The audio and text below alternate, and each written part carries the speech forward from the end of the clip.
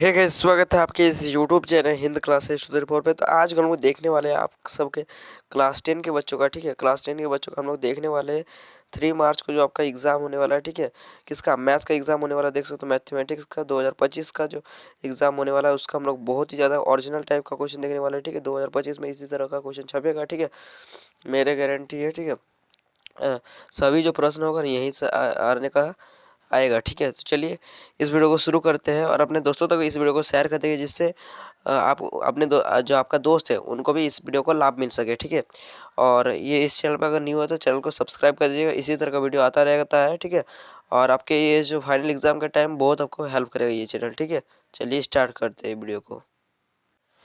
चलिए देख सकते हैं आपका पहला प्रश्न बोला जा रहा है क्लास 10 के बच्चों का। ठीक है, देख सकते हो मैथ का 135 को अभाज्य गुणनखंडों के गुणनफलों के रूप में लिखा जा सकता है। ठीक है, चलिए इसका हल देखते हैं किस प्रकार आपको कॉन्सेप्ट के साथ समझाया जाएगा। ठीक है, सिर्फ समझिएगा। ठीक है, चलिए 135 को जो है ना अभाज्य गुणनखंड कर दीजिएगा। देखिए 135 किसका टेबल में आता है? तो 3 का टेबल में आता है। ठीक है, 3 4 जा 12, 3 5 जा 15। ठीक है, 3 1 जा 3 एंड 3 5 जा 15। ठीक है, उसके बाद फिर से 3 का 5 टेबल में जाएगा, 3 5 जा 15। ठीक है, एंड 5। तो अभाज्य गुणन के कैसा आएगा? 3 गुना 5। ठीक है, कितना आएगा? 3 गुना 5, ये वाला देख सकते हो। ये इस प्रकार ये दिख रहा है आपको ऑप्शन नंबर सी। तो ऑप्शन नंबर सी जो है ना आपका करेक्ट आंसर हो जाएगा। 3 गुना 5। ठीक है, चलिए नेक्स्ट क्वेश्चन देख सकते हो। आपका बोला जा रहा है 26। क्या बोला जा रहा है?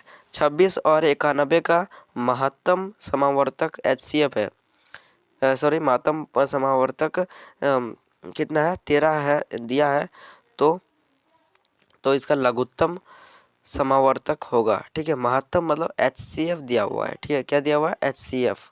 चलिए क्या बोला, देखिए आपका HCF कितना दिया हुआ है? एच सी एफ दिया हुआ है आपका 13। ठीक है, तो देख सकते हो 13 दिया हुआ है और आपका LCM ज्ञात करने बोल रहा है। ठीक है, LCM बराबर व्हाट बोल रहा है। इसका हम लोग फॉर्मूला जानते हैं, फॉर्मूला अच्छे तरीके से देख लीजिएगा क्या होता है। देखिए इस प्रकार यहाँ पर अभी लिखेंगे। ठीक है, क्या होता है? दो संख्याओं का गुणनफल, दो संख्या दो संख्याओं का गुणनफल, दो संख्याओं का गुणनफल। ठीक है, बराबर HCF इंटू LCM। यही रूल को भी फॉलो करते हैं। दो संख्या कितना है? 26 और 91। 26 गुना 91 और आपका HCF गुना LCM। HCF दिया है 13, LCM आपको ज्ञात करना बोला है। इसको इधर 26 गुना 13 91 कर दीजिए और ये गुना में है, इधर आके आपका बट्टा में हो जाएगा। ठीक है, बराबर LCM 13 13 2 जा 26 और 91 को 2 से इंटू कर दीजिए, कितना आ जाएगा? 182। 182 कौन सा ऑप्शन में है? ऑप्शन नंबर बी में आपको दिख रहा है। ठीक है, 182 करेक्ट आंसर। ठीक है, चलिए अच्छी तरह से समझ लीजिएगा। ठीक है, इसी तरह का कॉन्सेप्ट इसी तरह का रहेगा। ठीक है, आपका फाइनल में भी क्या बोल रहा है? देखिए तीसरा नंबर क्वेश्चन बोला जा रहा है 96 और 404 का HCF है। क्या बोल रहा है? HCF निकालने बोल रहा है। ठीक है, देखिए पहले हम लोग 96 को हम लोग तोड़ लेते थे। ठीक है, 96 कितना हो गया? 2 का टेबल में 4 आ जाए, 2 4 जा 8 और 2 8 जा 16। ठीक है, 2 2 2 जा 4, 2 4 जा 8। ठीक है, 2 1 जा 2, 2 2 जा 4, 2 6 जा 12 एंड 3 एंड 2। देखिए आपका इस प्रकार आएगा। देखिए 96 बराबर आएगा आपका 2 गुना 3 को 2 और एक आएगा आपका 2, 4 को 2 आ गया और इंटू 3 इंटू 2। ठीक है, इंटू 2 आएगा, इंटू 2 इस प्रकार का। ठीक है, चलिए इधर वाला इरेज कर देते हैं, ये हो गया। ठीक है, और आपका इधर वाला मतलब दोनों में जो मैच करता है वही होता है HCF। ठीक है, कॉन्सेप्ट को समझिए, आपको अच्छा से समझ में आएगा। ठीक है, ये सब कॉन्सेप्ट है इस प्रकार। आप देखिए क्या बोल रहे हैं, हम लोग को 104 को इसी प्रकार तोड़ देंगे। 104 को 2 2 या 4 एंड 2 यहाँ पर भी 2 हो जाएगा, ठीक है। 2 से कटेगा 1 0 1, ठीक है। अब किससे कटेगा देखिए, अब जो है ना आपका 3 से तो कटेगा नहीं, 5 से भी कटेगा नहीं, 7 से कटेगा, 7 से भी नहीं कटेगा, 9 से कटेगा, 9 से भी नहीं कटेगा, एंड आपका देखते हैं, ठीक है। ये जो है ना आपका लग रहा है नहीं कटेगा, ठीक है। तो आपको 404 लिख देना है इक्वल टू 2 × 2, ठीक है। दोनों में मैच क्या कर रहा है, ये दोनों मैच कर रहा है, मतलब HCF क्या हो जाएगा, 2 × 2, दोनों में देखिए ये 2 और ये 2, मतलब हम लोग दोनों में 2 2 गुना आ रहा है, ठीक है।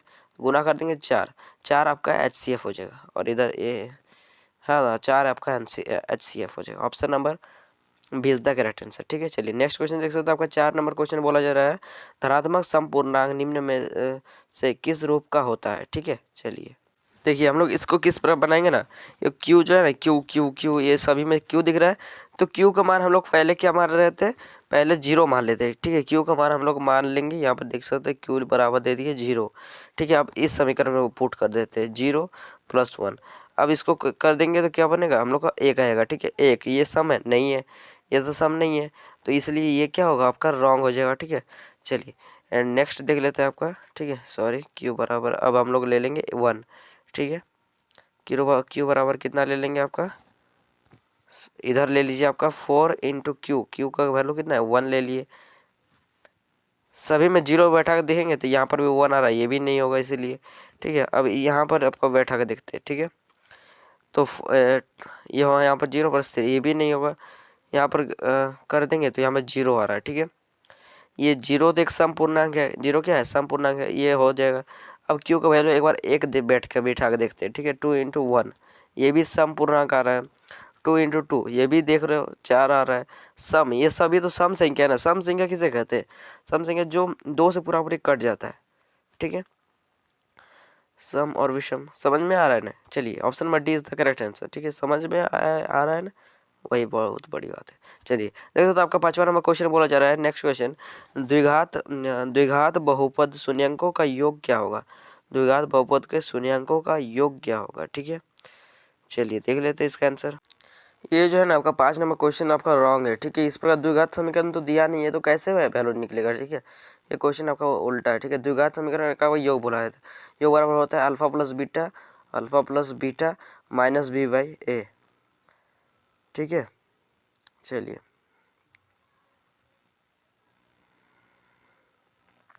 देखिए 6वां नंबर क्वेश्चन बोल रहा है, यदि शून्यंकों का योग और गुणनफल 4 और 1 है तो द्विघात बहुपद क्या होगा। देखिए हम लोग का अल्फा प्लस बीटा दे दिया हुआ है आपका 4, और अल्फा गुना बीटा यहाँ पर क्या होगा, गुना होगा, ठीक है। गुना अल्फा गुना बीटा हो जाएगा आपका 1, ठीक है। अल्फा गुना बीटा आपका 1 दिया हुआ है, और अल्फा प्लस बीटा 4 दिया हुआ है, ठीक है।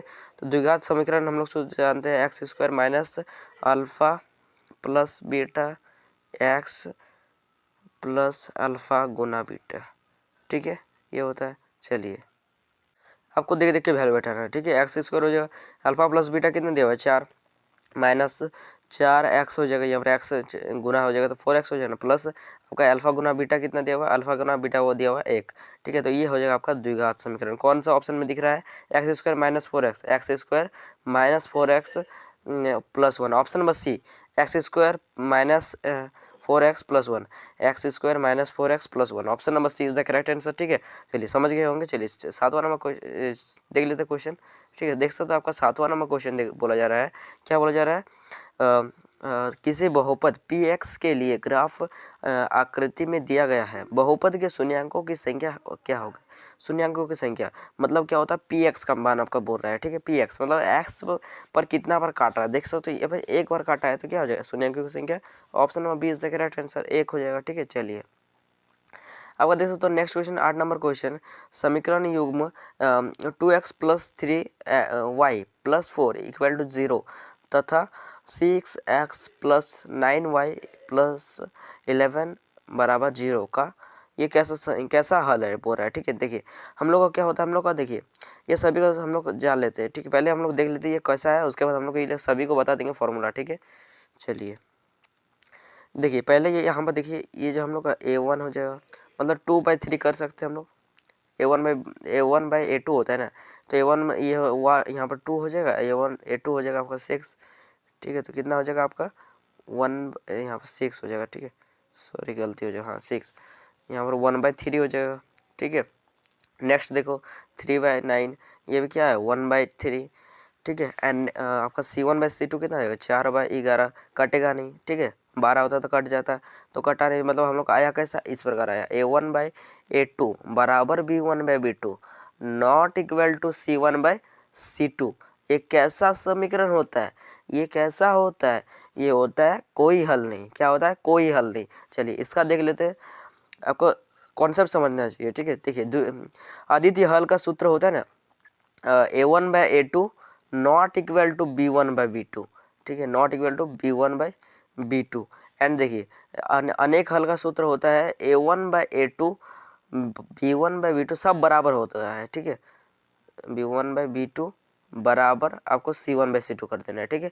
तो इसका तो आंसर हो जाएगा ऑप्शन नंबर सी, समझिए ना। चलिए 9 नंबर क्वेश्चन देख सकते हो, बोला जा रहा है समीकरण 9x + 3y = 5 और px + 6y = 15 का 15 कैसा हल है, ये बोल रहा है, ठीक है। देखिए चेक करते हैं हम लोग, यहाँ पर 2/4 हो जाएगा, ये कट के 1/2 हो रहा है ना, कि उसके 3/5 कितना आएगा 3/5, ये कटेगा नहीं, तो क्या आ रहा हम लोग का a1/a2 not equal to b1/b2 बराबर नहीं आ रहा, इसीलिए हुआ ना। तो देखिए ये a1/a2 not equal to b1/b2 क्या होता है, ये अद्वितीय हल होता है। Option number A is the correct answer. चलिए नेक्स्ट क्वेश्चन से चलते हैं, ठीक है। 10 नंबर क्वेश्चन बोल रहा है समीकरण युग्म x बराबर a और x बराबर b का ग्राफ निरूपित है। एक x बराबर a और x बराबर b, तो इसका ग्राफीय निरूपण किस प्रकार होगा, चलिए देखते हैं। इसको आप कमेंट कीजिएगा, ठीक है, थोड़ा हमको गड़बड़ी लग रहा है, आप इसको कमेंट कीजिएगा, तो हम आपका कमेंट सही आया तो हम पिन कर देंगे, ठीक है।